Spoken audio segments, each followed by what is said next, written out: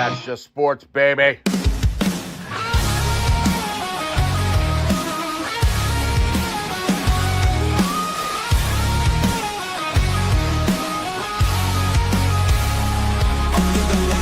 Crowd goes wild, strawberry ice, bringing fire and style.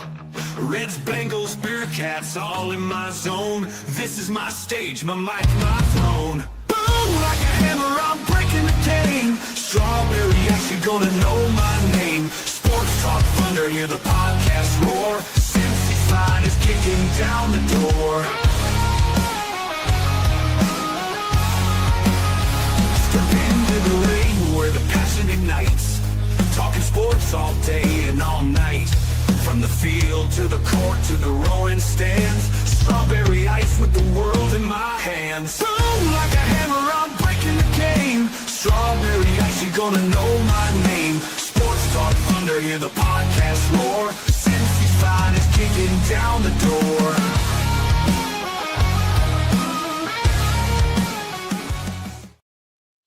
Hey guys, what's going on? Welcome to the show. This is Sports with Strawberry Ice. I'm your host, the Iceman, Jeff Trunapole. And as always, I bring you sports from a West Side point of view right here in the great city of Cincinnati, Ohio. And as always, I'm coming to you live from the Ice Cave. All right, shout out to my sponsors. They are Priority Lawn and Landscaping for all your lawn and landscaping needs. You need your grass cut, you need shrubbery trimmed, I don't know, you need a paver patio, you need anything, I mean anything. Landscaping requires. Think Priority Lawn and Landscaping. Also, shout out to T Properties, quality housing for quality people. Check out the website at www.tpropertiesllc.com for all your rental property management needs and your rental needs. And of course, Meyer Window, Door, and More. I got them in my house. I highly recommend you get them in yours. They're energy efficient, great looking windows, easy to clean. Meyer Window, Door, and More. The website is MeyerCincinnati.com. And also, shout out to my favorite brewery, Moorline Lager House. Get on down there, get you some delicious Moorline beer, some delicious Moorline food. And tell them I sent you. Moorline Lager House. Hey guys, what's going on? We are going to have the watch party at Moorline Lager House for the Packers-Bengals game. Joe Flacco's first game. Join me. I'll be DJing. We'll be giving away some prizes, having a great time. Again, make your reservations for Moorline Lager House. Game's at 4:30. I'll start at like 3:30. See you there. Let's go. So we're going to be down there at 3:30. Like I said, the game's at 4:30 at Moorline Lager House. Please make your reservations. I say that just so they can get a head count of who's coming. But you come on down there. You can hang out the whole time. Just get your table, hang out down there. You got $5 drafts, $5 well drinks, $5 house wines, $5 shot of the day, which we got to do some shots, have some fun. Also, like I said, I'll be DJing. We'll be giving away some prizes. It's going to be a lot of fun. We're going to be watching Joe Flacco and the Cincinnati Bengals. And hopefully we're going to flock around and find out. Anyway, what is up to everybody in the chat? We've got Stranger in there. We got Brad in there. Lindsay's in there. Tony Blazin. Crib Keeper's in there. And Pork Chop. My boy Pork Chop's in there. What is going on, everybody? And one more thing. I just want to put this out there. If you guys have not, I keep talking about the flock around and find out. If you guys have not ordered the shirt yet, you should. We got the flock around find out by my boy Pork Chop. I also have his website right there. So make sure you guys go check that out. Get the shirts. I don't think you can get them by Sunday, but you can get them by next week. Check them out there. Chop does a great job. Flack around and find out. I'm going to get one. I hope you guys do. Anyway, all right. So it's a fun Who Dey Friday show. My guests are not in the waiting room yet. I don't know what's taking so long. They're maybe drinking and preparing like I was earlier today. But we'll talk for a little bit between you and me until they get here. But we got Joe Flacco, who met the press today. And I think he seemed pretty confident in what he's got going on, comfortable in his own skin. None of this phases him. I mean, he's like, look, I'm not, this is me paraphrasing. I'm not going to be the world saver here, but I know what I'm doing. Now, Lindsay, you said, hopefully, that Jamar's all good. I saw this pop up on ESPN that he's feeling a little sick. So hopefully he's fine. He has press conference Thursday, and he seemed fine. So we will find out. Brad, what is up? Jeremy reported that Flacco's kids were excited to be moving to Cincinnati and leaving Cleveland.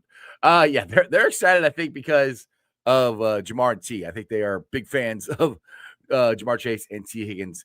And like I said, I think this is the best, I think, I know this is the best receiving core that Joe Flacco has ever had to throw to in his entire career. Now, he wasn't going to go, I think they kind of asked him to try to say that. And he's a smart guy, been around the block. I'm not going to rank, the players of, his former teammates and stuff like that, which is smart. He's not going to do that. But we already know this is the best wide receiving core he's ever thrown to. I mean, it's pretty obvious.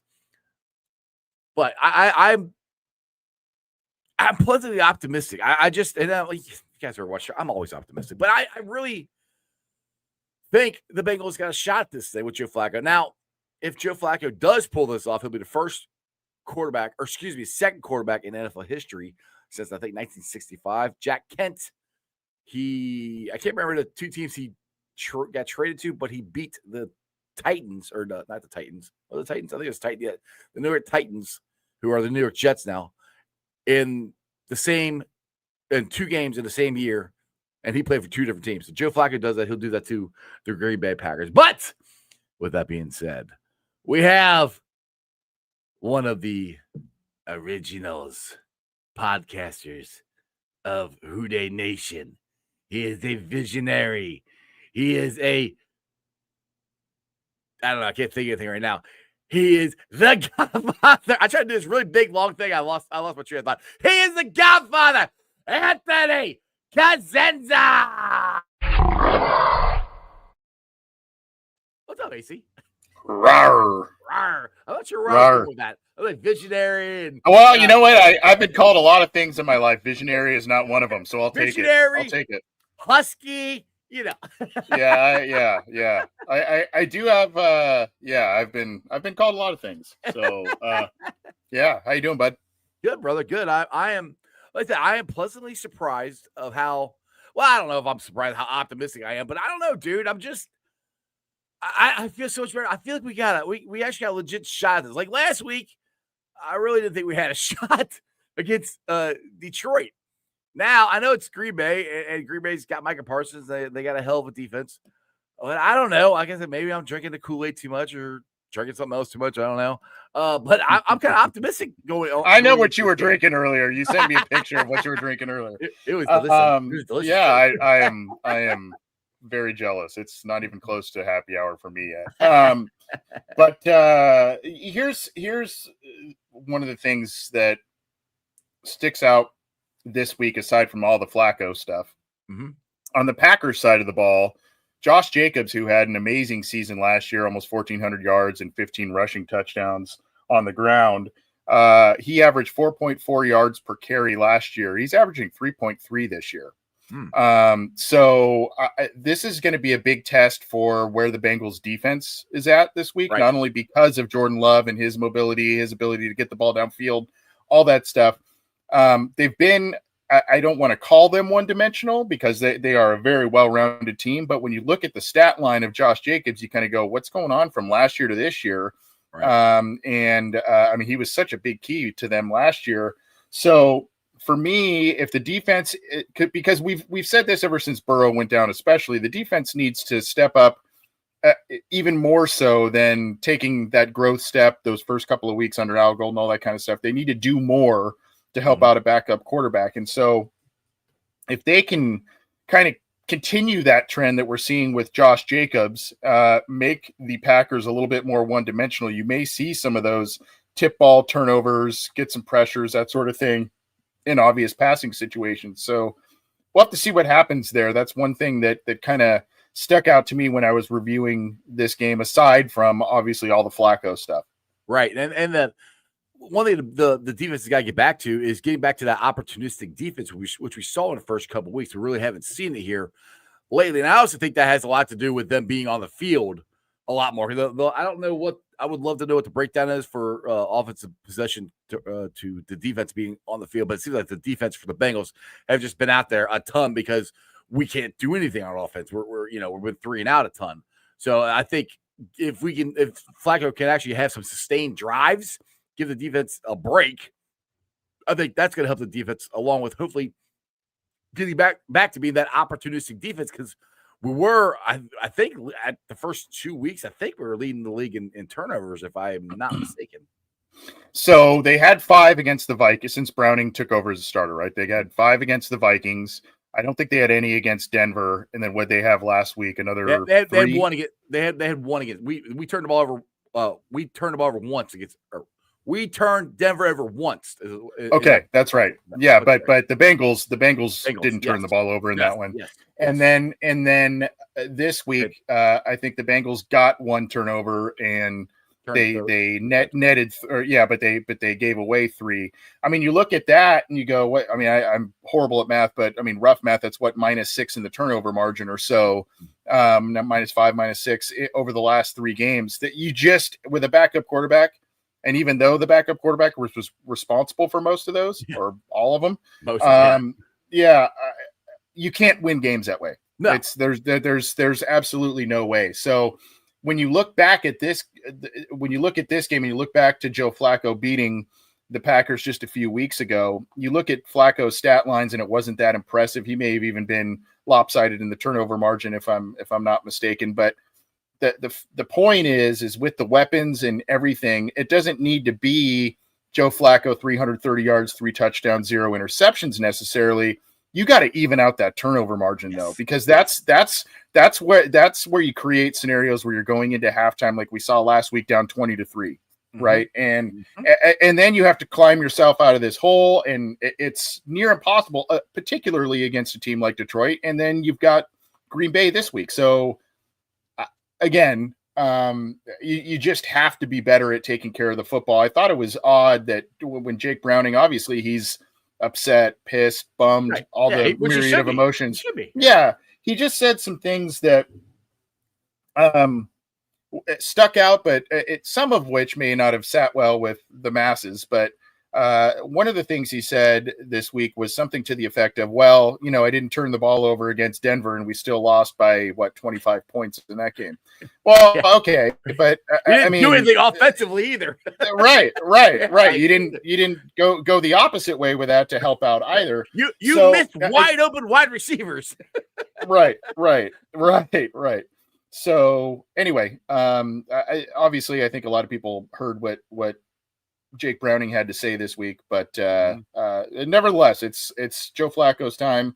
We just gotta, I think everybody's got to hope that the Flacco we see was the guy that was with the Browns at the end of 2023 and took over and was throwing the ball around and played confidently. And if you notice though, too, Jeff, that team at the time, I think Nick Chubb was either healthy or but that was a better Cleveland offensive line than what they currently field. They were able to run the ball and use play action quite a bit, and that's what made Flacco very successful. So the Bengals need to find a way to run the ball as well, like you said, even if it is to sustain drives that don't necessarily net a touchdown, whether it's a punt away or a field position game or even a field goal. You have to be able to run the ball because Flacco wants to utilize play action to get the ball down the field. Yeah, exactly. And the funny thing, if you remember the very first drive of the season versus Cleveland, we actually ran the ball really well in that first drive. We haven't done it since then. I don't know what the hell happened, since then. But if we, that's where I'm at, and that's against Cleveland's defense, and they got a pretty good defense. So that's where I'm like, it was a very, very, very small sample size, but we can do it, and we have done it. So. Now, Dustin here, we get to his. The Packers are 20th in the league in rushing. Also, defensively, I think we can get after their corners. Dax shredded them, and their corners aren't that good. But the thing is, like, people have talked about this ad nauseum to me over and over, but along with calling me fat and a whole bunch of other names. Visionary, visionary. Along with all my shorts and everything on YouTube and Reels, but. Worried about the offensive line, which is a legit thing. And everybody keeps saying your offensive line is terrible, blah, blah, blah. But one thing I think Joe Flacco can make decisions quicker. He can react quicker than what Jake Browning was doing. Because there's a lot of times, and I've said this a couple times, I go back to the Denver game, the Monday night game, where he kept taking checkdowns.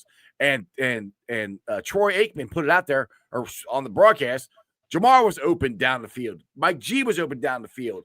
Like, those are things I don't think Joe Flacco is going to miss. He's going to hit those. And if you hit those, that opens up a lot more stuff because, and I think that could actually open up the running game too, because they'll be worried about going deep on you, and you could actually take advantage of it on running on them. Plus, you can hit the short yardages too. So hitting the stuff that the defense gives you is I think it's a first start of actually having a cohesive offense. I would agree with that. And I think there probably are some scenarios, some routes, etc., that the Bengals will utilize that they maybe utilize with Jake Browning, but the arm difference between Joe Flacco, even at 40 years old, and Jake Browning, the arm strength maybe allows Flacco to hit some throws that Browning was either not willing to make, couldn't make, that sort of thing. I will say this as well. Flacco, I mean, he's not Mr. Mobile or anything like that, but one thing he does do that I would expect him to be better at than what we've seen from Jake Browning these past handful of weeks is to be able to look down the barrel of a gun of pressure, take the hit at 6'6", 240, as opposed to Browning, who's 6'2" and 2 plus. Yeah. Flacco is still willing to take some of those hits if it means him being able to launch the ball downfield or making the correct read, making the right throw. So in that regard, and he doesn't need to hit every single read, every single pass, if it's just improved, that'll sustain a drive, that'll get you points, that sort of thing. And you're not falling behind so quickly in a game. And then you're just pushing a boulder uphill at that point. I mean, what a novel concept if the Bengals actually don't give up a touchdown on their very first drive, or the Bengals actually score their very first drive, which they have done this, but not very often. I mean, especially this 3-game losing streak. I think we've given up a touch. No, Denver we didn't. But the other ones we gave up a touchdown on the very first drive almost every single week.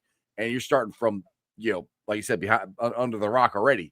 So if we can get out there and at least get a 3-and-out, or at least get them to punt the ball to us if they get the ball first, or if we get the ball first, go down and score. What have you heard about the right guard situation? Who is starting there? Do you know how they actually made I haven't looked today. I've been running around a little bit, but I do know that Jalen Rivers does have some decent scores among rookie interior offensive linemen. So, obviously he hasn't necessarily played himself out of that spot.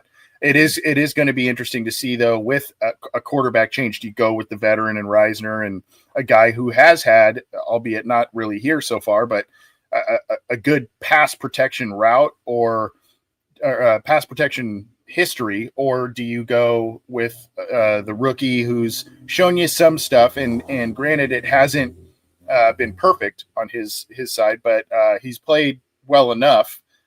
So I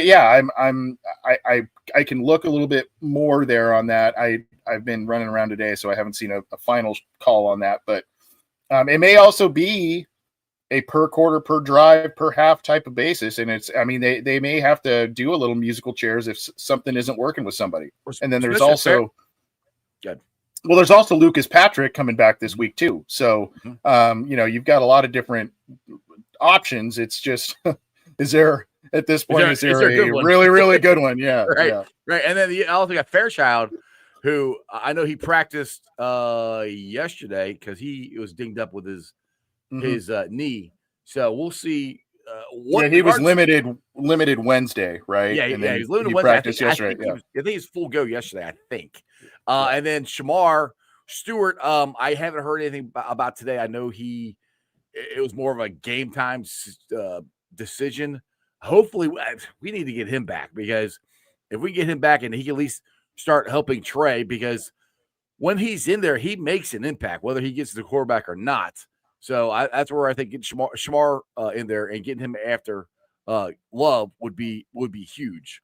So yeah, and he can also contribute a little bit in the run game too. I mean, if you kick him inside, that sort of thing, he gets penetration and he can make a play against the run too. That those defenders at his college, I mean, they were a lot of pass rushing guys, but they didn't put up a lot of stats because they were asked to help in the run a lot. So they know how to do that too. Exactly. All right, he has made it. He is in the waiting room. He is a draft guru. He is a Cincy Jungle writer. A visionary. He's a visionary. He's a podcaster. He drinks and he knows things. He's Dale from Bengals and Brews. Yeah. Hell yeah. He's a visionary. I like that. See, I liked it too. I got that too. Good, AC. Like, you're the Godfather. I'm the visionary. I like this. Let's Godfather. Go. I was listening in the background a little bit, like listening on my phone. I was talking to my daughter, so I was trying to get down here. You guys were talking a little like Fairchild. I don't think Fairchild plays. I don't think he's actually practiced. He's dressed, but he hasn't practiced at all. Oh, he hasn't at all? Okay, I thought he did. Yeah, he's not really practiced. I think Reisner is going to start. I don't think he's officially listed as questionable, but I think Reisner's going to start. Patrick, I think, will be dressed. Fairchild probably be an inactive, honestly, on game day. And then Stewart's doubtful. So he's not going to play, and that sucks because that's now 4 games. Yeah, and you could have him short-term IR. Yeah, they should have just put him on that. If it was that bad, they should just put him on the short-term IR. Like, that's just frustrating. Well, right there. Maybe they didn't think it's one of those things you didn't think. Patrick's. Go ahead, AC. What? Oh no, Patrick. He went. He's back. He went limited, full, and he is questionable. So he has been practicing in full the last couple of weeks. So you can if Fairchild is not able to go, maybe you put Reisner over on the left because he started there in the NFL before, and then you figure out what you're going to do between Patrick and Rivers at the right side. Now, they'll have to open a roster spot, right, for Patrick because he went on short-term IR. Yep. Sorry, I was looking at the chat. I have some from Easton 7 Goated. I have a picture of a whole bunch of faces. I was looking at that. I didn't quite get that one. Yeah, I don't get it. Maybe if Easton could explain that to us. And what are you on? Like, that doesn't look like Twitter or YouTube. That's Twitch. Twitch is just does faces. Okay. Yeah, there you go. All right, guys. So one thing. This is a part of the team that I think we could win in this aspect of special teams because the Packers have lost I think 2 games because of special teams. Now our special teams have been hit or miss. I think it's more hit than miss. But what is your thoughts on the matchup between our special teams and their special teams? Because I think they've given up a block kick or block punt or something like that. Their kicker got hurt this week during practice. Yep. So their kicker may not be playing, but they have a practice squad kicker. So I think if he's hurt, you see that guy called up, and that'll probably happen tomorrow, right? Saturday's usually the day you see guys called up from the practice squad. And they said they have a plan in general. Sure. You guys remember this series has always been really wacky in a lot of different respects. And the last time they faced, do you remember the kicking issues in that game? We were at me and Dan were at that game. Yes. Yeah. So that was 3 times. that was a crazy one. And so if McManus can't go, are we going to see something like that again? Hopefully just on the Packers side, but yeah, exactly. And then you also had the guy who I think it's 20 years ago now that jumped out of the stands here in Cincinnati. Took that ball from Brett Favre. Yeah. Still got that one. There's also the Ben Coates game, remember, where he got the ball and fumbled it, and then Lavernius Coles picked it up and went a long way. That was in 2009. And then the other one. if you Antoine remember that. Odom, 5-sack Antoine Odom. Yeah. Yeah, and then the Terrence Newman got the fumble, or Reggie Nelson got the fumble and then fumbled it, and then Newman returned it all the way, and that game was also high scoring. These last handful of games have been wild. Yeah. So who knows what the hell is going to happen? We'll see. As long as the Bengals win, I don't care. And that's one thing. I don't know about you guys in your podcast, but I've had people, and I'm looking at this. I'm taking Dale's perspective because Dale said this beginning of the year, we're going one game at a time, especially now where we don't have Joe Burrow. We're kind of injured. We got Joe Flacco coming in, and they're trying to get him ready in 5 days. I've been solely focused on this week. Like, what does this mean for this game? And there's been so many people that have commented on the show or have come on the show, and they're like, well, by the end of it, if this doesn't work, or Zach's going to get fired, or yada, yada, yada, Zach's going to get fired, or yada, yada, this. I'm like, I think it's going to be, if Zach can actually get Joe Flacco ready to go in 5 days, I think that says a lot about his coaching ability, his or Dan pitchers, to try to get, even though Joe Flacco's a veteran, been there, done that guy, it's still 5 days to try to get him ready to play a football game. Yeah, maybe. Whatever. I think if we have a chance to win this game, our defense is going to have to step up. Like, because we can say Joe Flacco, with the Browns, beat the Packers a few weeks back. That game was 13-10. Which one was? Which one? The Browns versus Packers. Oh, yeah. I'll take a 13-10 win. And that's what I'm saying. Our defense is going to have to ball out probably more than Joe Flacco or this or that and the other. And I say that knowing that once I say that, it'll probably be like a shootout. And, if that's the case, our offense is humming, it would at least be some sign of positivity. But it would be nice to keep this game close because of the defense. I think there's a lot of good things Al Golden's doing. Yeah, but I think go ahead, AC. No, go for it. No, I'm good. I got beer. I don't. I had no. I'm in agreement with you. I think the defense. Again, we talked about it before you came on, Dale. Josh Jacobs is having a non-Josh Jacobs year, at least statistically. So you got to keep that up. You cannot get way behind the 8 ball in the turnover margin. If there is a perceived kicking imbalance between, Evan McPherson and then maybe a backup kicker for Green Bay, you have to take advantage of that situation. I don't think Flacco has to play perfect. I just think he has to do just enough and not turn the ball over 3 freaking times, 2 in the first half, that sort of thing. I mean, that would help. If he can throw 220, 1 touchdown, zero interceptions, I think this game is in reach. Unless something really weird happens, but at the same time, I don't subscribe to you have to play a perfect game against the Green Bay Packers. Of course, in a perfect world, that's what you want. But I think if you do a handful of critical things well, namely take care of the ball, take away the ball, stop Josh Jacobs, you should be in pretty decent shape to keep this game within reach and maybe win. I don't know. Yeah. Now my favorite daughter-in-law here. She has a question from my son. Said the son of ice, as Dale calls him. Your son has a question. Is Joe Flacco the first Bengals quarterback to start a QB as a Super Bowl winning quarterback? And I'm racking my brain trying to remember if all the quarterbacks we had like in the 90s, did we have anybody that won? I thought somebody said maybe that wasn't true, but I don't remember. I should have probably read what they said. So I can't think of it. I'm trying to think because did Jay Schrader ever win a Super Bowl? No, he was. I know O'Donnell was close. His team lost. O'Donnell was close. He started in the Super Bowl. I think that was as close as we got. I don't know if we got. Gus Frott didn't. Jeff Blake didn't. John Kitna didn't. I'm trying to think Wilhelm, Boomer, Ken. Yeah. None of that. Yeah. I think he might be. I'm not sure. I'm sure somebody in the chat can look it up. But I'm pretty sure that's accurate. But sounds good to me. Like it's interesting. So you know what that means, though, right? It means we're winning Sunday.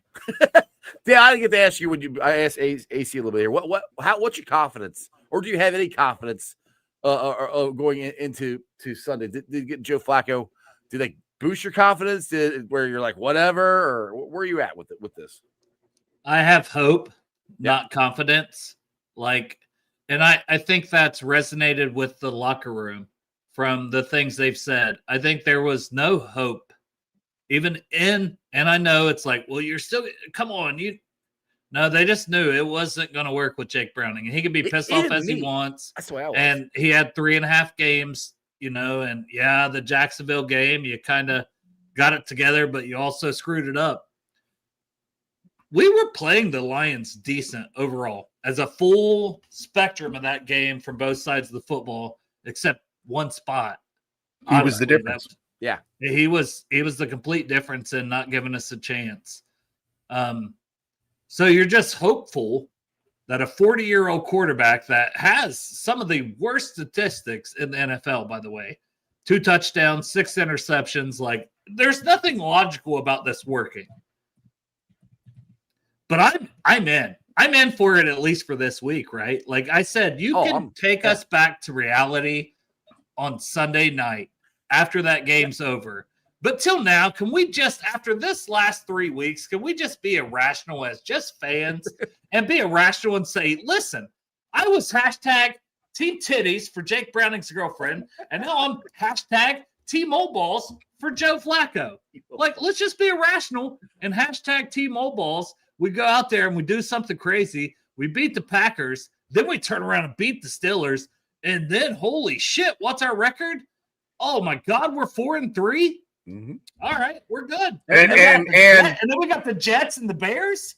And then if you do beat the Steelers, you would then be, regardless, I think you would be atop of the AFC North by way, even if the Steelers win this Sunday, you'd be, because they would have, both teams would have 4 wins and you'd have the head-to-head win, right? In that scenario. So at that point, yeah. And by the way, Holmesy getting it in the chat. He said, I said Jay Schrader. I said Jay Schrader. What year? Thank you for confirming. That was like 94? 94, 95. That was pre-Jeff Blake, dude. I know, but who did he win the Super Bowl for? In 1980. The Washington team that we're not allowed to say anymore. No, that was Mark Rippon. Well, he was like a backup. Okay, so he did. Okay, it was a technicality that he has a ring. He has a ring. Okay, yes, he has a ring. All right, I got you. I'm sitting. That's why it's kind of a trick question, right? Yes, it's a trick question because he wasn't the starter. He didn't win it. Yeah. He was on the roster. The team that won it. Right. Okay. All right. He wasn't the starter. I know. I'm with Chris here. That does not count. Yeah, exactly. That don't count. Yeah. It's my show. That don't count. That's a technicality. It's a technicality. Whatever. No, but to your guys' point, I'm not confident in necessarily that the Bengals are going to go in there and win. I am confident that we're going to see a much better brand of play this week. And I think I think like Dale said, Chase Brown's words, Jamar Chase's words, those sort of things. I think Chase Brown was talking about Flacco's immediacy of memorizing plays and how that impressed him. You had Jamar Chase. He got the plays in. Right. Yeah. As well. He which has been a problem. Well, Jamar said that. Jamar said that. Joe Flacco didn't confirm that, but Jamar said he's like, bam, bam, bam. It's like, wow. Oh, that's what they need. How many of those frustrating burn timeouts, delays? Yeah. Oh, my God. It's one thing just maddening. Interesting. Listening to Joe Flacco, and I've never called plays in my entire life, but he worked on it with his wife the night before on the play, and he said there's a rhythm of how you say it. Like when the play, you got your positions are you're going here, and then the play starts. He said there's a rhythm as to way you call plays in the huddle, and I never even thought about that before.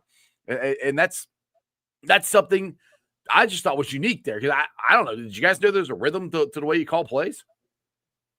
Well, I think he was also speaking to a rhythm with the person calling the plays, right? Yes, and how quick they're getting it in, and then how quick you can relay that from that.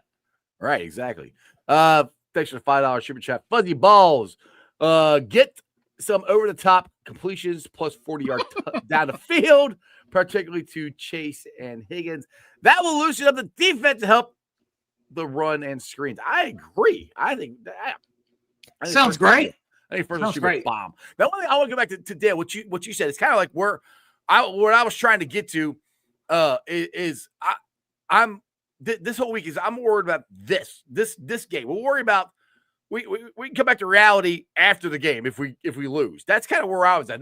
We'll still be irrational saying this is the first start. Now right. Thursday's your second one. You can get the Steelers. You can get right. It's more of it's more optimistic, and that's where I'm like let's worry about this and now see what the hell happens, because I keep saying, like you guys said, if this happens and we do win and we say we come back and beat the Steelers, we're in this damn thing. I mean, I keep saying it over and over and over again. The Ratbirds are 1-4. They're 1-4. You know, they got to win a hell of a lot of games to get back in this thing. And us and the Browns and everybody was just handing the division to the Steelers. This brings us back to, hey, we want to compete in this. And this is not a Bengal move. They don't normally do stuff like this. And to make a trade with the freaking Browns is the first time they've ever made a trade with the Browns, this version ever. I'm still shocked the Browns gave us a quarterback. Why the hell would the Browns give us a quarterback? Are you guys still – because they did. They gave us Joe Flacco. Are you guys surprised that they gave us an in-division quarterback? He's not in their plans. I know, but why would you give him to us? He's 40 years old. They don't think he's going to move the needle that much. I mean, I hope he does. I hope they're wrong. Proves them wrong. Mm-hmm. But they're just like, you know, they were probably thinking about moving Shador up to their number 2 anyways. But they didn't announce him as the second quarterback till today. But they were thinking about it, and they were rolling forward with Dylan Gabriel as the one, and the Bengals offered him something, and they took it, you know. And I'm perfectly fine with that trade. I know everyone's like, you gave a round pick. I'm like, you didn't. You traded down. That's all you did. That's all you did. You traded down. You traded down from your 5th round pick to your 6th round. And you gave the fan base and the team and the players and everything hope. So what's because you are still 2-3. Like right. You're not 1-4. You're not 0-5. That's what I've been trying to say. That's what I'm telling everybody. I mean, the Ravens are the betting favorites, and they're 1-4. And you know who they play this week? They play the Rams, because you brought up the Ravens. They play the Rams. They're at home. I feel like this is a game the Ravens find a way to win, but they're without Lamar. And the Rams are a pretty solid team. The 49ers won because of strip sack and an overtime game and whatever. The Rams are a pretty good team. I could see the Rams beating the brakes off of them if Jared Verse and those boys get rolling on an immobile quarterback, which is what they have in Cooper Rush in Baltimore right now. The Ravens will be 1-5. And at some point you can call them the favorite still to win the division. Lamar will come back and make fucking mountains out of molehills, whatever. Come on, man. But the thing is, 5, that puts you so far behind the 8 ball, and that could happen. And everything is still wide open. And the Steelers, Aaron Rodgers' old ass. I know you keep wanting to talk, but let Daddy finish. Are you done? Not yet. Okay. So you got now I'm done. And they are going. You get me all excited. I want to jump in. You know that Brady Quinn commercial? Now I'm done. You know that Aaron Rodgers, he's old too. Like he's older than Flacco, right? They're around the same age, I think. Yeah, I think they're a year apart. They're both old as fuck. Yeah. It's the Big Gay Bowl. Big Gay Bowl. What's that make me? I'm 41. Listen, I'm allowed to say it. They're both old as fuck. I know how hard it is for me to get out of bed. These motherfuckers playing quarterback. Fucking in the NFL. Fuck. I know. That's got to be very difficult. Kudos to them. But at some point, there's going to be injuries that pop up there. Things are going to happen. The Steelers will have their typical meltdown, you know, and Mike Tomlin's just hovering around 500. It'll happen. Just win. Just find a way to win. I think the Bengals are right in this mix. Go ahead, Jeff. It's your show. Go ahead. I don't remember where I was to go now. I don't remember. There's two topics. This is why I'm not drinking today, because I gotta keep us on the tracks here, fellas. No, all right. Normally I am. This is just an anomaly Friday for me, but no, there was 2 questions you asked. Number 1 was the surprise about trading with the in division. I am not surprised that the Bengals and I'm not surprised that the Browns unloaded Flacco and or a quarterback, because not only do they have the two rookies, they're going to try and get Watson back at some point this year too, later in the year with his rehab, I believe. So to that regard, I think they were just looking to shed Flacco's contract off of the books and get these young guys in there, get them some time. Like Dale said, get them some excitement. I am surprised that the Brown and Blackburn family engaged in a trade with the Browns. I would have liked to have been a fly on the wall and make sure all the fax machines were working this time around. But so that's that. I had kind of casually thrown out on our show, like, hey, maybe the Bengals look at one of these Browns guys now that Flacco's bench, that sort of thing. But I never really felt it had legs. I did think the Bengals may look some elsewhere. The other element that you talked about is this, winning, the Bengals winning this week and what it means, and take 1 week at a time. There's kind of two sides to look at it that way. Yes, if you win, you're back at 500. You're looking good in the division. The Ravens have a tough game this week, that sort of thing. You have the Steelers coming up next. So you have a good chance, as I said, over these next two games to potentially be atop the AFC North if things go well. If you do lose this week, if the Bengals do lose this week, you were then 2-4. Let's say the Ravens win, they would be 2-4. Now you're tied down there with them. So that makes it a tenuous position. Should things shake out that way. But the saving grace, if the Bengals do lose this week, it's a non-conference game. And the two wins they have are not only conference wins, one of them is a division win. So still a lot of football to play out. That's, again, looking at about 1 or 2 games down the road, but there is obviously some numerical juggling to do here, depending on how the Bengals fare on Sunday. Yeah, exactly. Now I'll get the Gregory's comment here. And he's right. The Bengals run game is 31 out of 32 teams can't win without running the game and balance to the passing game. That's the thing too, is can they get this running game going? They have got to. Probably not this week. The Packers have the number 2 run defense, just FYI. So it'll be a lot of screens. That's what you're trying to say. They've used that before as the run game, which they might have to. Our screen game looks really bad though. And I know it's a different court, but it looked bad with Burrow. It looked bad with Browning. I'm not seeing like all of a sudden the screen, like, I don't know. This is where I'm at. Flacco fixes everything. I don't know. I would like to see more of the big guys running the ball now. I would like. I mean, P. Ryan has a good yards per carry average. Some of that is 3rd and 13, and you do a little draw just to get yards and punt it away. Not last week, AC. Not last week. I put that in my Cincy Jungle article. They had almost a 50-50 split. He looked good, but I'm trying to figure it out. How much have you watched of that? Because, like, are they just thinking he's in there to pass protect and maybe catch a pass and they run it, catch him off guard? The holes look different for him, and it's weird. Yep. And Brooks as well. Get the bigger guys some touches in there too. And even if it is a little bit of the 3 yards cloud of dust stuff, I mean, it gets you out of 3rd and 9. It gets you out of, you know what I mean? Like that's also been something that we can bang on Jake Browning, and rightfully so, for a lot of stuff. But there were so many 3rd and longs because they couldn't run the ball on early downs. And so then now he's in a precarious position to try and make a play in a really bad situation. Even if you run the ball twice, and I know it's boring as hell and whatever, but if you run the ball twice and you're facing a 3rd and 4 instead of or a 3rd and 3, whatever it is, instead of a 3rd and 8, 3rd and 9, and you got Flacco in there on the road, those 4 or 5 yards on a 3rd down make a huge difference. So again, even if it's a little boring and it's plodding on the run game, if you can get some forward momentum, be it with those big guys, I think you utilize it. Now, that's a crazy thought. Since Joe Flacco relies on the play action way more than Joe Burrow or Jake Browning did, to me, that's where the emphasis is even more has got to be on the run game. And maybe the Bengals are thinking about that more too, because Joe Flacco uses that so much to actually get that to actually work. Now, AC, when we first started this stream here, the first drive of the season, the running game looked great, and last year at the end of the season, the running game looked really good. What the hell happened? Dale, you've watched a lot of film from the first week to the last week. What the hell has happened to why we run the ball so good in the first drive of the season, and we've been terrible the every time since then? Have you noticed anything in all your film study with that? No. I mean, if I had that answer, I mean, they should hire me.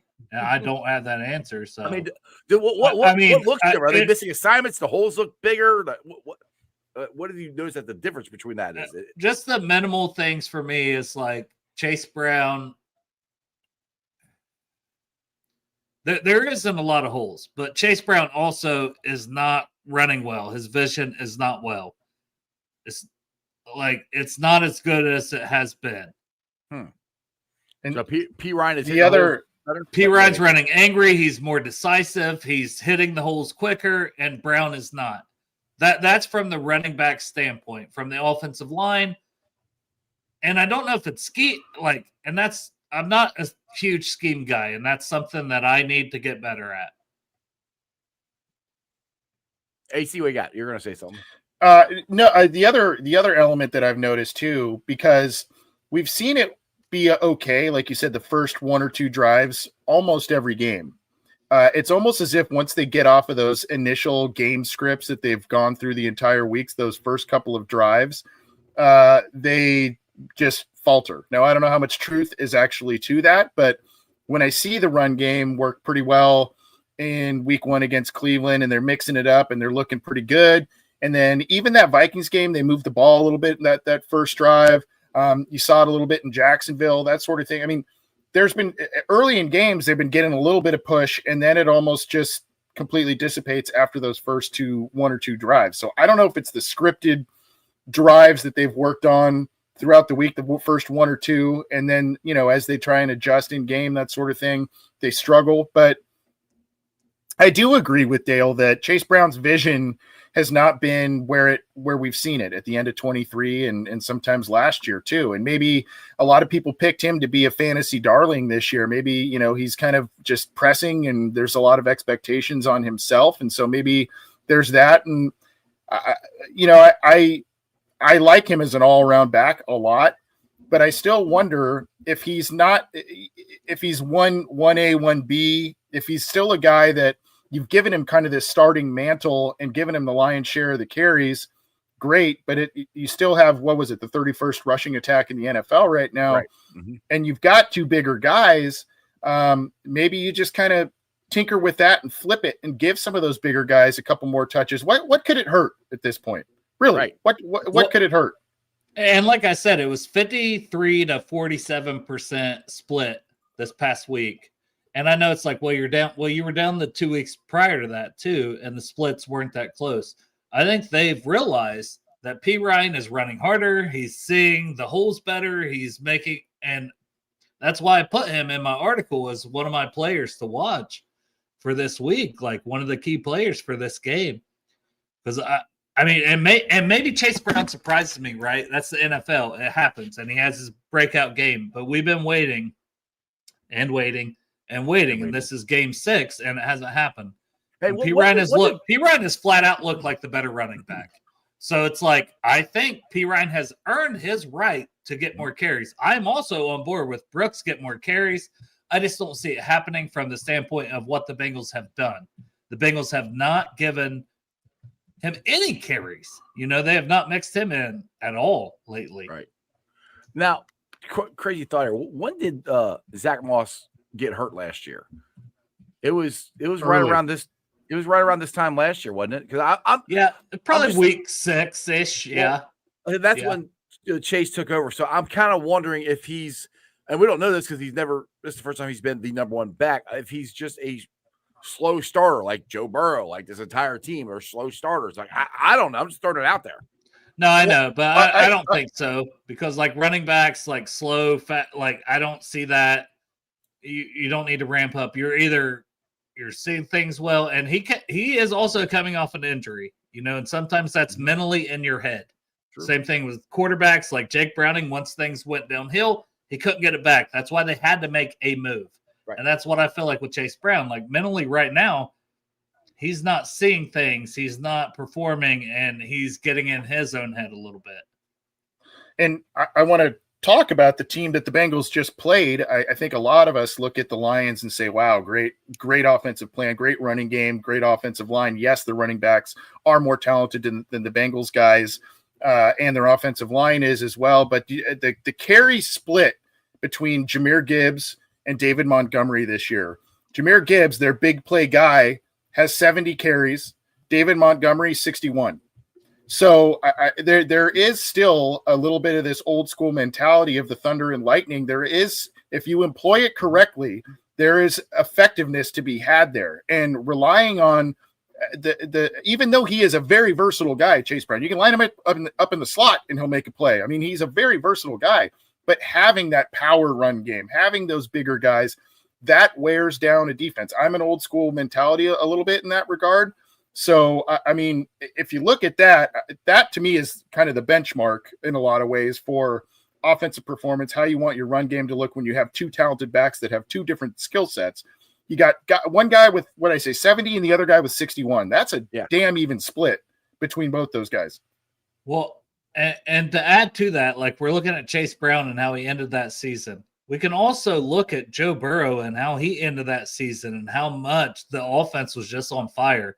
It's a lot easier for Chase Brown and everything he gets to be a little more open when you got Joe Burrow in this crazy Super Saiyan mode that's just getting the ball to everyone. It opens everything up. And now, now we're asking you to be the guy the whole time with 70, 80% of the snap share, which was what we were doing early in the season.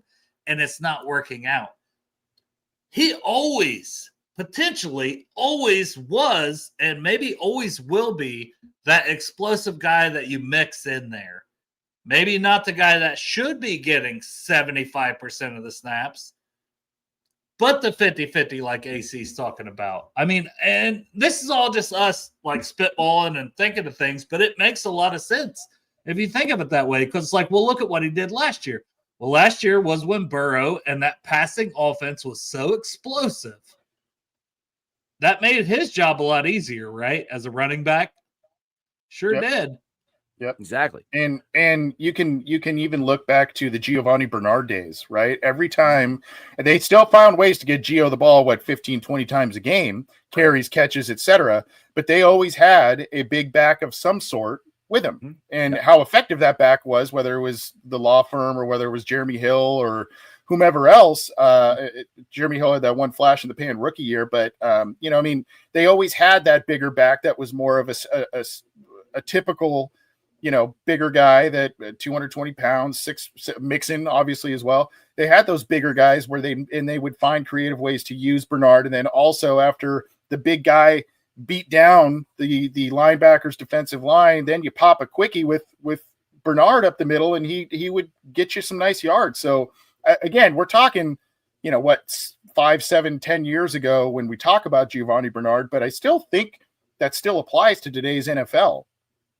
Yeah, and that's something that hopefully Zach is considering. And just like Dale said, you see it, Dale. So not to diminish what you're saying, but if you're seeing it, you would think. Oh yeah, I'm fucking done. No, I'm not trying to say it's fucking Miller Lights like they're going out of fucking style. Yeah, I'm not trying to say. I'm just saying. No, I'm with you. They should be able to see it. So hopefully they'll make a change here. So I wasn't trying to diminish you at all. I'm just like. They should see this too, so hopefully that's change. Yes, he was. Yes, he was. That's my dude. I diminish me. Listen, like especially on Fridays, like I got nothing of value to add except like trying to remember what I've been doing during the week and clipping stuff up. Like it's really testing my mental knowledge of like, oh yeah, okay, yeah. Look, like Kane says, you're a football savant. I mean, come on now. Visionary. The Visionary. Yes, I got the Visionary and the Godfather. Imagine having the Visionary and the Godfather on your podcast on a Friday evening. Amazing. Like I have it almost every Friday here lately too, and I've enjoyed the hell out of it too. It's pretty special. Just honestly, let you both know, I've really enjoyed having both of you on the show on Fridays. It's been a lot of fun. You are the Iceman. Yeah, whatever. Crypt Keeper's got. This is an interesting thing. All right, he said the O line is taller. That's what and it's got me thinking. That's what I think happened to Jake Browning. I really do think Zach Taylor is going to look like a genius on Sunday. I mean, Flacco's 6'6". He's taller than almost all the offensive linemen. I don't know. It's that good. Dan. What's your thoughts on that? Well, I understand that, and it sounds good. But then you think, what do the Bengals line up in all the time? Shotgun. Yeah. Which mitigates the fact if you've got a taller offensive line. Damn it, Dale! I had an idea. You had to ruin it.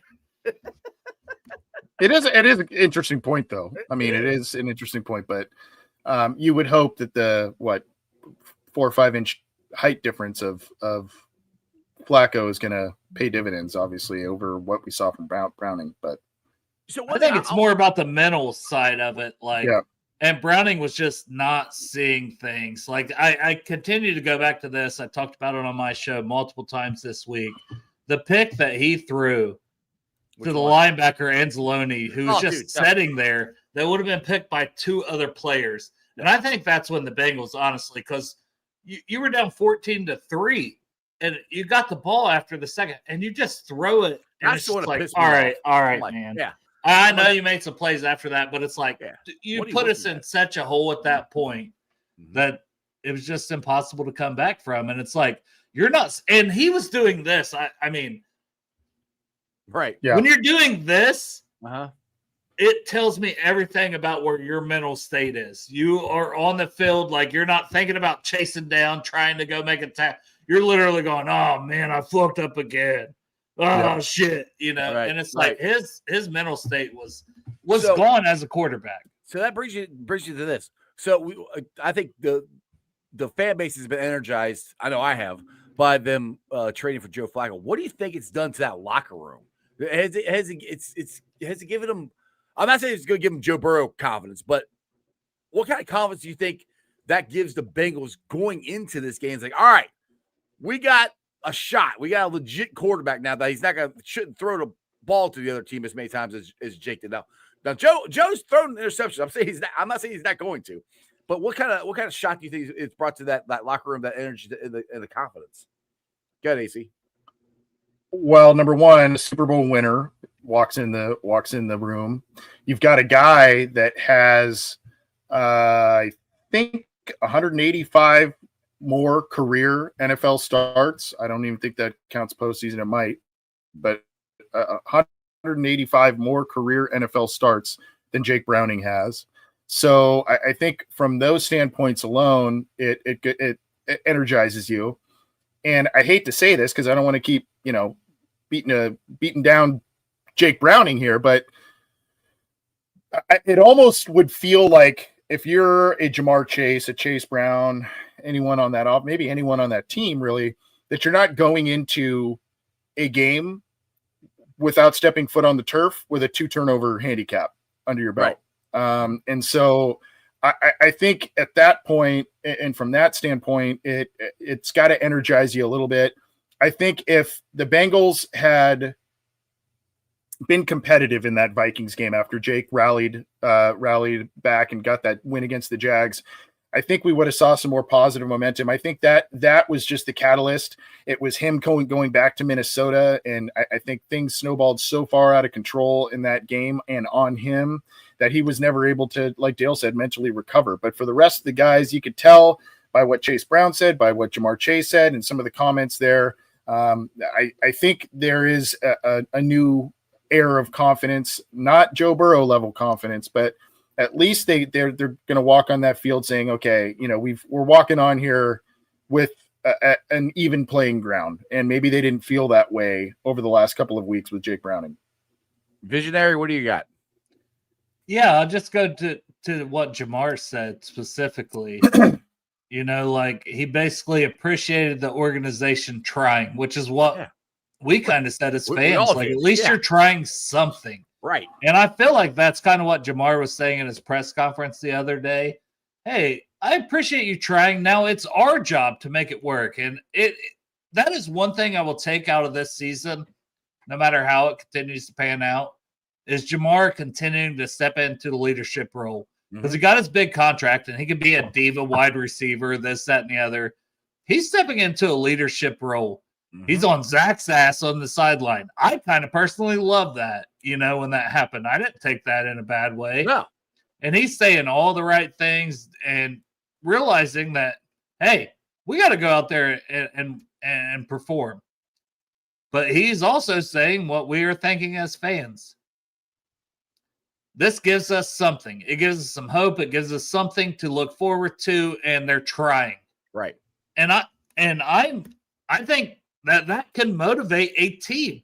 And Noah Fant has played with Joe Flacco. Mm-hmm. Orlando Brown has played with Joe Flacco. I mean, this guy's been around. has played with Joe Flacco. Well, this was a Paul Dehner article, but Mike Potts, our scouting director guy, draft guy, he played against Joe Flacco in college.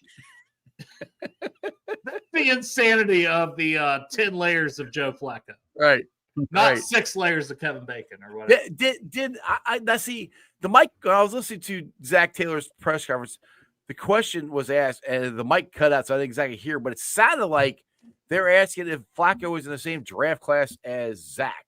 Was that true, or did I misread or mishear that? Oh fuck! I don't remember what class Zach was in because he was irrelevant. He was not going to make it in the NFL. Well, I know. I'm just saying that's how long Joe Flacco's been well, 08 was Joe Flacco. So let's I look knew up Zach Flacco. Yeah, I don't know when Zach Taylor was.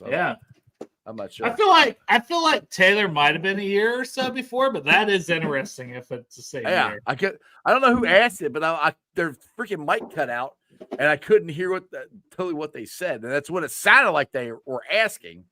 But I couldn't. Like I said, he was 07. Oh, okay. Yeah. See, well, it's close. 1 year. Yeah, it's real close. So there you go. So, well, AC, I see your light has died on you, and we're already an hour into this. So that's about the jumping off point here, probably. So I appreciate you coming on. Plug some stuff before I let you go, AC. Yeah, Orange and Black Insider, Bengals podcast, CincyJungle.com. Dale's doing his thing on Cincy Jungle too. I have a surprise for you. I don't know if you can do full screen on me. I have a surprise for both of you. Can. Okay, hold on a second there. You're putting the pressure on me now. Right, if not, if you put your penis on there, I'm gonna. Well, yeah, I'm not in the mood to get in handcuffs, buddy. So, surprise for you guys. Flop. Yeah, womp. No, but so my son's been looking around different football cards and memorabilia and stuff that I've had since a kid and stuff, and I have some pictures. And because of the story I once shared with you, and you called me the name earlier, I believe, Jeff. I found this picture. I don't know if you can see it. Can you see it? Oh, yeah. Is this the moment he said that's the moment Husky was born right there. Yes. That's the moment right there. Oh, that is fantastic. That is the greatest thing. That is the best surprise ever. That's the moment he was born. So I found that. Was he trying to line you up like a D lineman and O lineman put hands on you? And... Truth be told, he was signing a shirt of mine. But I didn't. But he also was doing the old Munoz draft drill where he was lining. Yeah, he was lining me up and trying to get me to push back on him. But I found that photo. I put it aside, and I'm like, I got to show these guys. Yeah, that is fucking. The shirt he signed is right back up there with a bunch of other signatures up there. Sometimes we need a tour of the ice cave California style there. Well, actually, that should be the angle you go with, honestly, on these shows. Like, that's a good angle. That's the angle. Well, that's the angle he always gets, but then I always do this. Or no, where's that? Well, which one is it? Jeff, why do you run this? See, why not? Anyway, guys, cool angles, Jeff. Appreciate you. Hope you had a good laugh on the walk down memory lane there. I've got it immortalized in photo. So, bro, I'm definitely gonna clip the picture of it and be like, "You Husky motherfucker." That's what was said right here. Like I have to. Like it's almost mandatory for me to do. The day Husky was born. Well, Husky, I appreciate you coming on, dude. Like I said, I honestly, I really have enjoyed these Friday shows with you guys. So I thank you both for jumping on. I know it's not always easy for you, AC, because we're in the middle of the day and California for you. It's It's all it is a good. day for us. All good. I I appreciate appreciate you guys. All right, see you guys. Who Dey? See you, brother. There you go. Damn. That's a 101 dude right That's there. awesome. I wasn't going to suck his Peter anymore, but I really do appreciate, and I've told him that before, the Cincy Jungle opportunities and stuff like that. And honestly, just talking to the guy, he's a great dude. Oh, he is. He's awesome. When I sent him sent you guys the picture of the beer, he goes, I need one of those. he's like, I'm too far behind. He couldn't have one. It was. I might do that every Friday. Just take a picture of my beer and send it to him. That's the kind of friend I am. Dale, plug some stuff before I let you go, brother. Oh man, Cincy Jungle once again. Like I am going to put out about 4 articles per week. Ooh. They said you're not sucking too much. We're going to keep you on, brother. Good. And that's crazy. It's crazy that they're doing that. But I put the time and effort in. I will say that for myself. I don't usually. I invited him on the show. What day was it that nobody showed up? Wednesday. And he couldn't come on because he was writing articles, which, I mean, you weren't supposed to be on. They tracked. Well, I clip up a lot of stuff so I can put it into the articles, and I try to, put everything out there. So it's not just what I'm saying. It's like, hey, here it is to look at for yourself. Mm-hmm. I want to do that for everybody. And I think it's a good way to look at it. It's helped me tremendously by clipping up the Bengals games. Yeah, and I hate it because I hated watching Bengals games back when they lost. Right. But it's like, all right, I'm just going to clip up individual performances, good, bad, and the ugly, especially like I did Jalen Rivers, Dylan Fairchild. And I want to say for Fairchild, by the way, had the lowest offensive grade this week. Well, he couldn't walk. Right. He got injured. And when I have all the clips of before he got injured, and I thought he looked pretty damn solid. I thought Jalen Rivers looked pretty damn good. But then when Fairchild couldn't move, there was 3 plays he literally could not move. And then he came back in after one play where Reisner came in. But all that's clipped up and it's all there. And it's like, judge for yourselves. Dale, would you take a job with the Bengals scouting department if they offered it to you? Yeah, for sure. Obviously. Yeah. And I would work my ass off just like any opportunity I get. Like, just being honest, like I do drink and I do have fun. I would stop drinking to take a job in the Bengals front office. Do it, Bengals. No, I was kidding. You'd have to move out of Portsmouth too. Would you be okay with that? I mean, yeah, because I believe in this team and I would learn more. I know that they have a lot of smart people that I could learn from, but I also feel like I would put in a lot of work to give them just say, hey, consider this voice, and that's arrogant. I hate even saying that, but I clip up so much stuff, man. Check out Bengals and Brews. I got a TikTok where I just pretty much post clips. Be confident in what you're doing, dude. You're good. I got to tell you this. Be confident in what you're doing. You know what you're doing, and you do a good job at it. I tell you that all the time. I feel like I have a lot to learn, but I'm willing to learn. I'm willing to listen. I'm willing to be like, hey, do you see something different than me? But it's like, I'm going to post this up, and now I'm going to zoom in on it so you all can see what I'm seeing. You know what I mean? Because I feel like sometimes the PFF grade, and listen, I've been a guy who's like, I'll just check a PFF grade. How was that? Oh, that guy sucked then. Like, I could have been like, Fairchild had a terrible week. And then I clipped up every snap he played. And I'm like, no, that was actually not bad.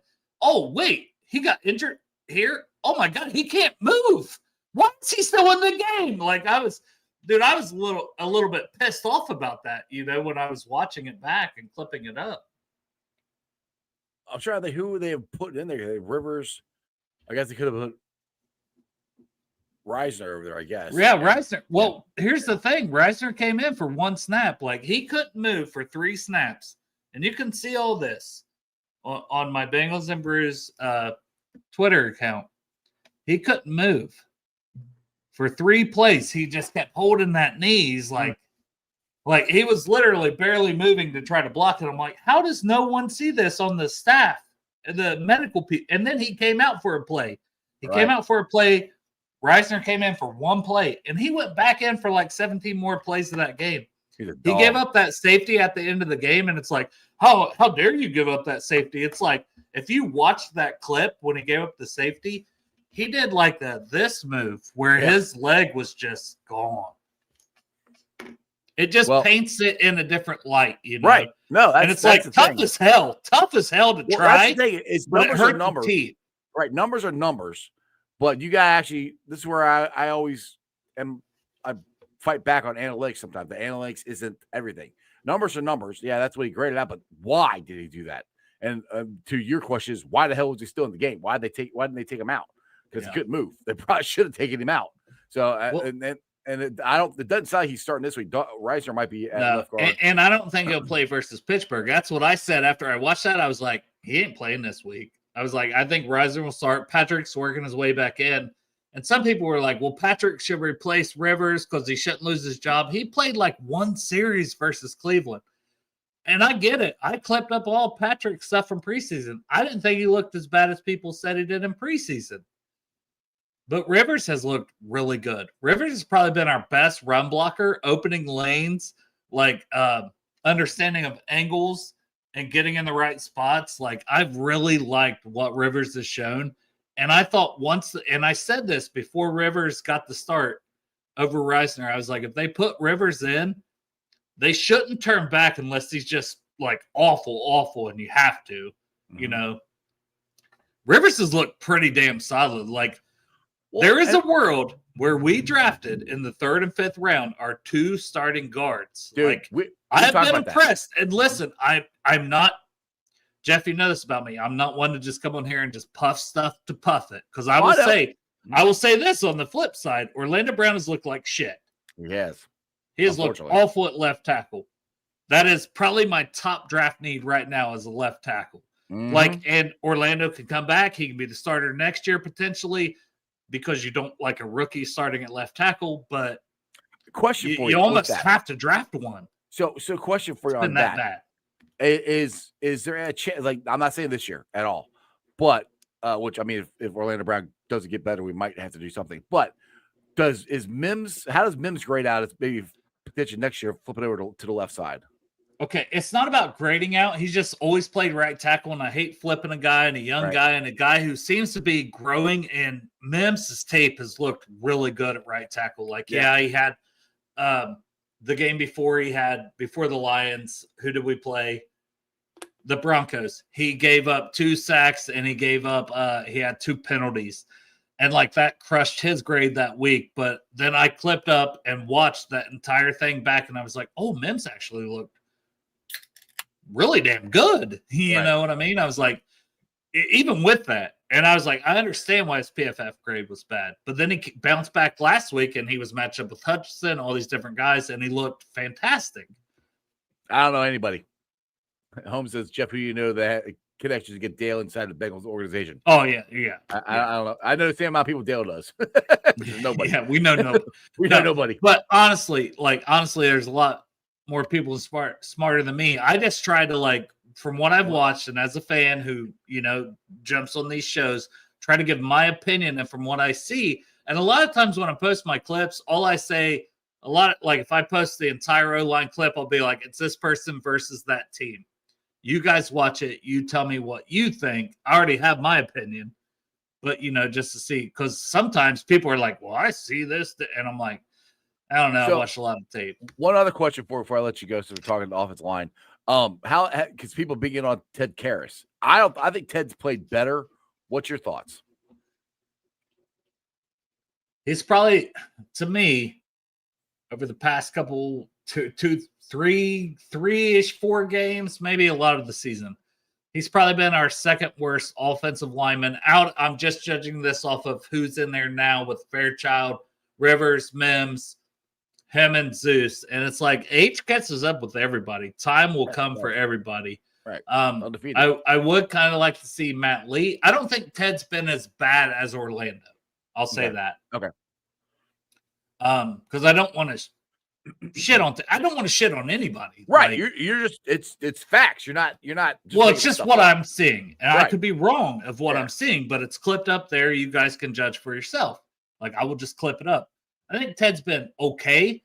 I don't think it's been good.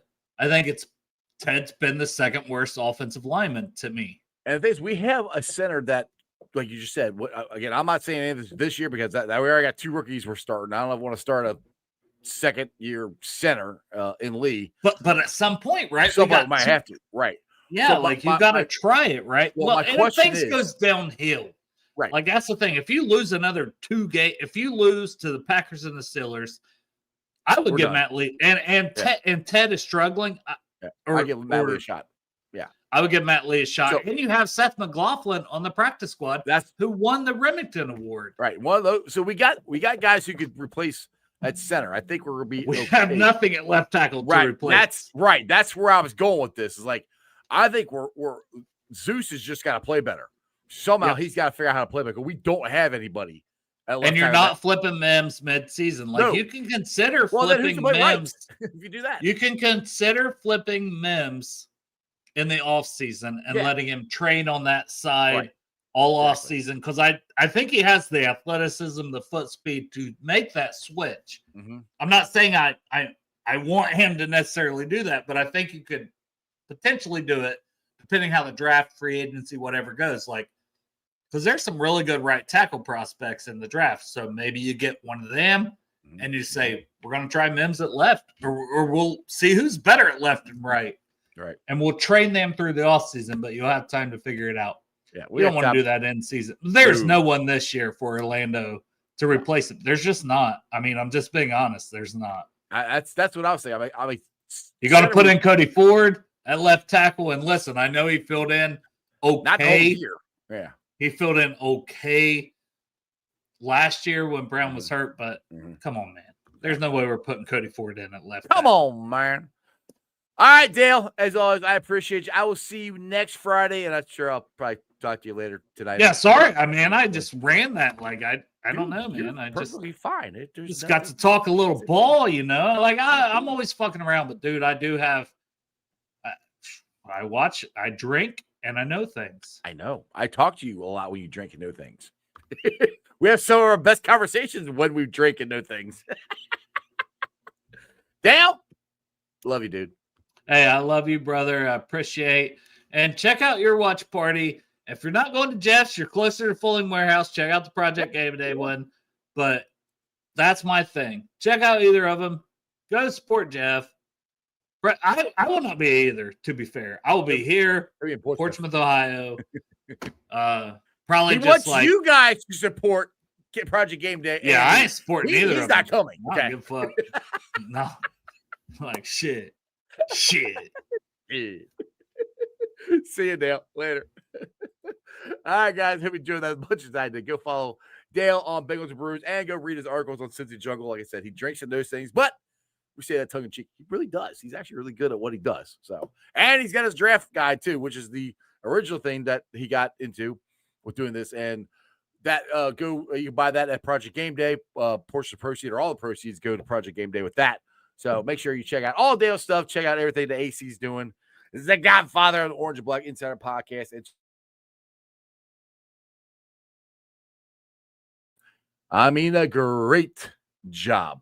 But as always, thanks for watching. Brad, yes, I like it. Bearcats by 14. Let's go. As always, I've been live streaming on YouTube, Facebook, X, Twitch.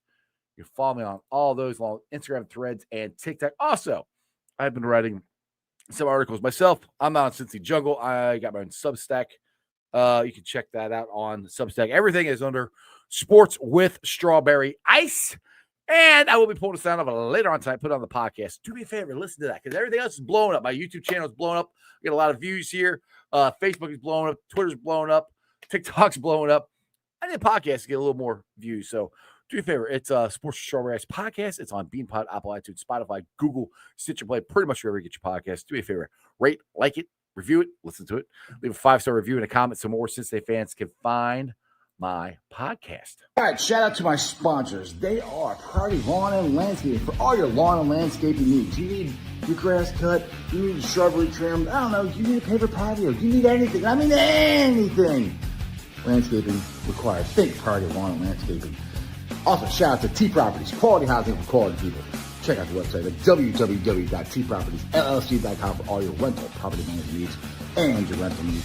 And of course, Meyer Window, Door, and more. I got them in my house. I highly recommend you get them in yours. They're energy efficient, great looking windows, easy to clean.